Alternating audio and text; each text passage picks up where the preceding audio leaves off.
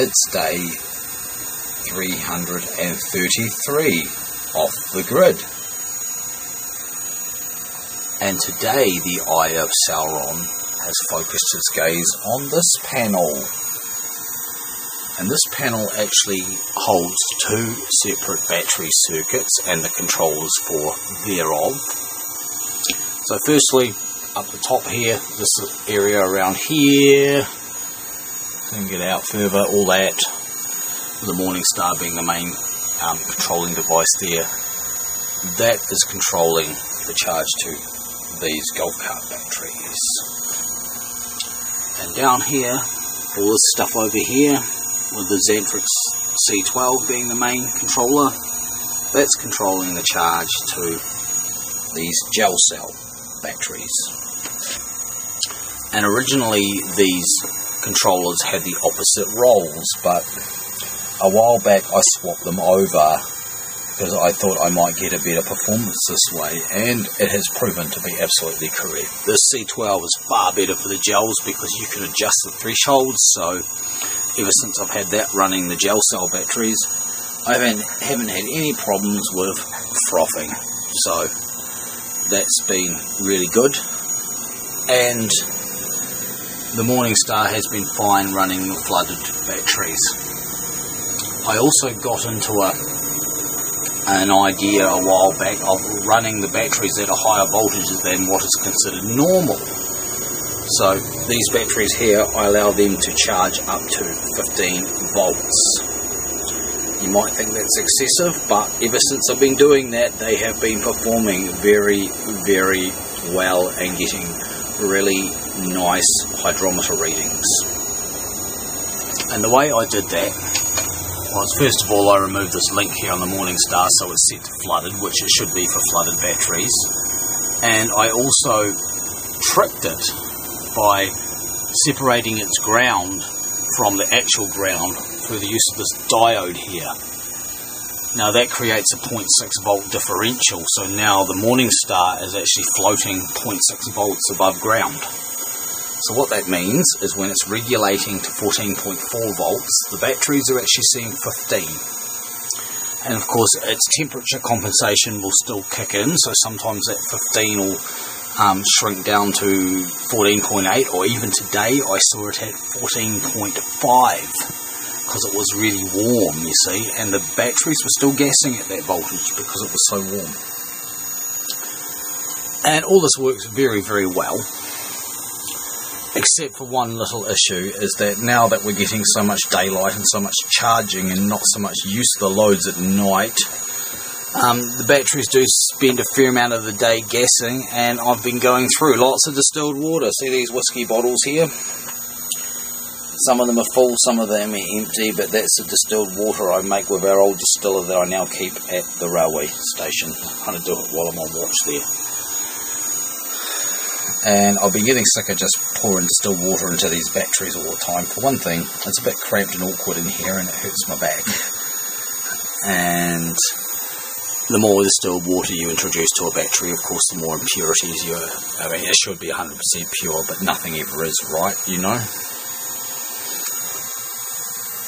So I'm going to do something about that, and this video is basically showing what's here now before I do.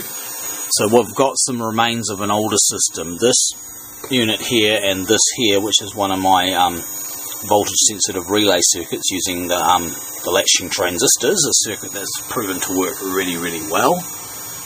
Used to be on this when I was running the gels with it. So what would happen is when these detected, I think it was about 13.8, that would open a relay inside here and then force the current to go through a Schottky diode, which would drop the voltage a bit, and that seemed to work reasonably well to protect the gel cell batteries, because these Morningstar controllers don't really have a float mode. They just basically have two modes, bulk charge and regulation, and when they hit regulation, that's where they stay. So I don't think they're really that great for gel cell batteries, to be honest, but they work fine on flooded. So anyway, so today probably I'm going to be removing all of this stuff here to make way for some new equipment.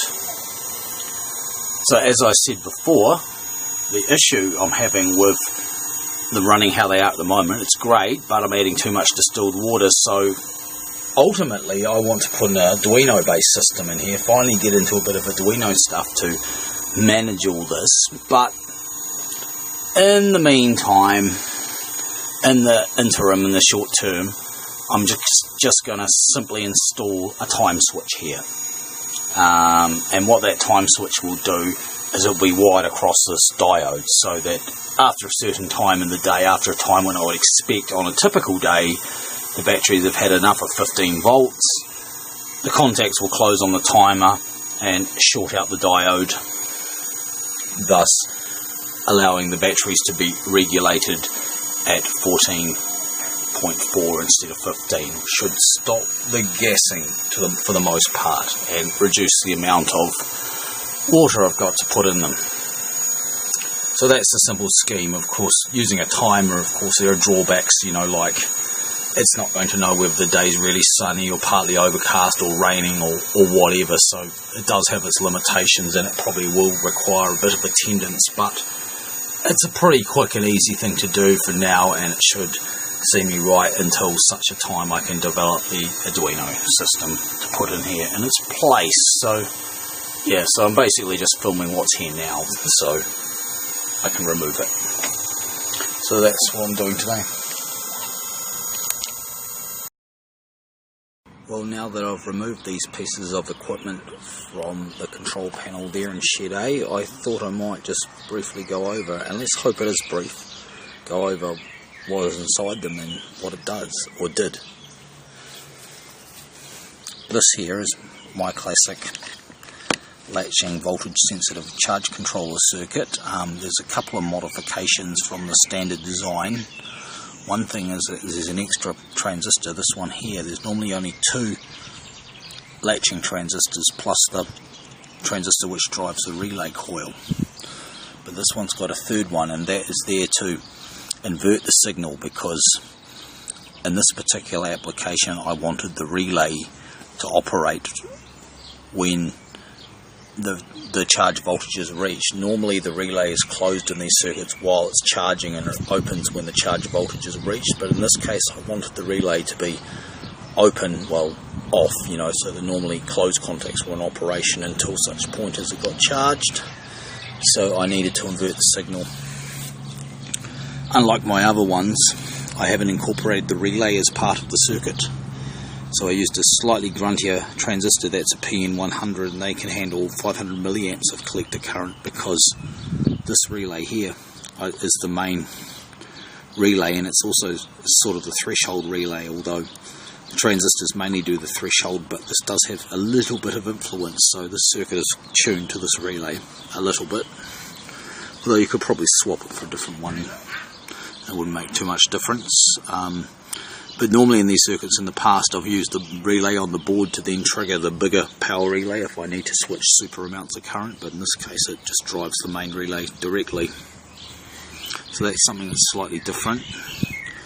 There's a trim pot here mounted in the voltage chain of the Zenas, which is something I have done before, but it works alright as long as you don't make resistance too much of the voltage drop in the circuit. If it's done by diodes, it's definitely more stable. So yeah, that's sort of the differences there. And also this one here, I didn't need a very wide threshold between circuit operating and returning to its previous state. Whereas normally I like a good, well, say in my main circuit, it operates at about 14.4 and to stop charging, and then it comes back on at 12.8. Obviously other circuits take over when that happens, but this was a bit of a different arrangement. So here's the relay board, if you like. So we've got a relay and a couple of essentially diodes. So the double diode, but each half is just paralleled to increase its rating. That doesn't necessarily double its rating, because you don't know which side of the diode is going to pass more current, but it will increase the rating over and above a single diode, you can guarantee that at least. So basically what happens is solar current out of the charge controller comes in this terminal and leaves via this one to the battery, so that's just a serial connection. Normally this relay is off, so it's the normally closed contacts just shunt the current straight through, so it's like it's not there, it's like a piece of wire. But when this relay operates, those contacts open, and the only path the current's got into the battery is through this large diode here. And this is a Schottky style diode, so it drops the voltage by about 0.2 volts. In fact, maybe this isn't even a Schottky, maybe it's actually, this is maybe not a Schottky, but I can't remember, but it drops it by a certain amount, which I needed to be kinder on the gel cells, which it used to run. This one here is connected the opposite way around, so that if we are in a situation where this relay is open, the contacts are open, then current can still get back to the charge controller and any loads that are running. This one here is good for over 10 amps, probably closer to 20, but this one here is only a 7 amp one, but I didn't have many loads on there running through that, so that was completely fine. So that's basically it really, just tried to make the current wire nice and heavy and stuff so we don't get too much voltage drop. Here was the connector that interfaced over here to the voltage sensitive circuit, and initially I took the voltage sense from here, but in the end I actually ran a separate sense wire, so there was no voltage drop on there, which worked a bit better, but I still used the voltage available here to power the relay, so that the relay's current didn't affect the sense wire or the sensing voltage which came in on this yellow wire. So that's basically what I did there. These will be reused, of course, probably slightly modified to their new role. I mean, this I've already got a use for it, I think. This, a bit more specialised, not so sure. I mean, I may take it apart. I mean, I do need a relay actually at the moment, so that relay may come out of there. We'll see. We'll see. And finally, just to shoulder the board now the components are removed. We've got a lot of space, basically, where I can please myself to mount new stuff here. So we just left with the guts of the system, which is the Morningstar charge controller, which has got a 70 watt panel connected directly through it, and that comes out via this wire here through that 7.5 amp fuse, and then feeds into the main 40 amp fuse, which goes down to the battery. And then we've also got another path where we bring some power in from this through this fuse here from the main array, which is shitloads of watts. I can't tell you right now what it is, it's a lot. And that comes down and it goes through this unit here. Just pretty chunky and kind of overkill in a way, the heat sinks and stuff, but it was already built up, so I just used it. What this does is it simply follows the pattern of the Morningstar, so it basically just repeats what the Morningstar does. So when the Morningstar PWM's on, this PWM's on, and when the Morningstar, of course, PWM's off, guess what this does? It PWM's off. But this can switch a gazillion amps, because these are 2N3771s, which have got a very low voltage breakdown rating, but they've got just a ridiculous amount of collector current capability and wattage dissipation, so they are quite grunty transistors. But this, of course, could be replaced with a couple of MOSFETs, and I could make something like, like my real-time diversion switching controller circuit that you've already seen in previous videos with long-winded rants on. I could do it with a couple of MOSFETs, or even one MOSFET, and do away with all this. Can't quite remember now why I did it with bipolar. I think I put this together when I wasn't quite as familiar with MOSFETs, but I was already very familiar with bipolar transistors, so it might have been a case of better the devil, kind of thing. But it does the job, and until I actually need this real estate on this board, I mean, it can just stay there, it works well. So that's basically that, really. I guess that's all there is to it, really. Got this gap, I'll mount the timer here, and I'll run up some wires across this diode, or I might tidy the way I've mounted that diode up a little bit, and set the timer and just fiddle around with different programs till I get it doing what I want, and I should only have to change the time settings once per season, so I could, of course, let many seasons go by until I ever get around to the Arduino thing, so yeah, so we'll see. But I really do want to get into Arduino, but it's just I keep finding ways of doing things like solving these problems just using linear electronics, because I just do, so that's why you see my stuff covered with all these crazy things like bulbs acting as positive temperature coefficient resistors and relays and transistors and all that kind of stuff, because I just solve my problems using linear electronics.